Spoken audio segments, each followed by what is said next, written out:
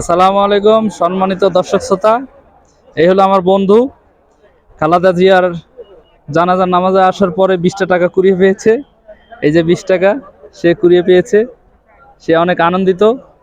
আপনার আপনার অনুভূতি কি 20 টাকা কুড়িয়ে পাওয়ার পর? না, এটা পাওয়াতে আমার ভালো লাগিচ্ছে না। আমার মন মেজাজ খুব একটা ভালো নাই, যেহেতু চোখে পড়ছে হিসাবে আমি টাকাটা উঠাই নিছি। টাকাটা পাওয়ার পর আপনার মন মেজাজ ভালো নাই কেন? না, নেত্রী যেহেতু মারা গেছে তো এই জন্য আমার মন মোশনটা ভালো না।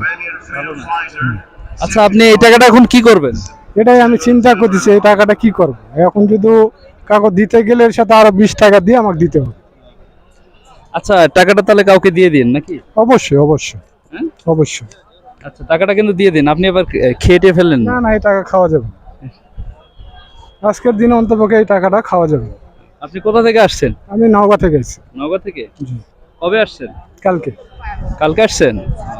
নওগাঁ থেকে কি গাড়ি কি ফ্রি দিছে নাকি? হ্যাঁ, ফিরে দিছি। কয়টা গাড়ি?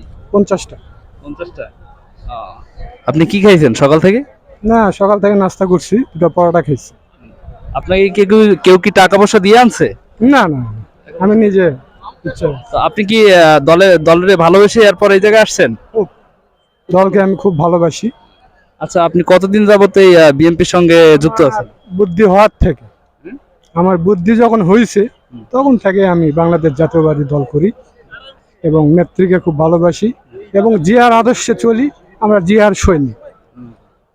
আচ্ছা আচ্ছা, আপনাকে অসংখ্য ধন্যবাদ। আপনার মনের কামনা বাসনা আপনি বললেন। যাক, আপনাকে অসংখ্য ধন্যবাদ। এতে বোঝা গেল যে আপনি বিএনপি দল সমর্থক। আপনি খুব মনে প্রাণে ভালোবাসেন আমাদের দেশনেত্রী খালেদা জিয়াকে। আপনাকে অসংখ্য ধন্যবাদ। ভালো থাকবেন। Thank you.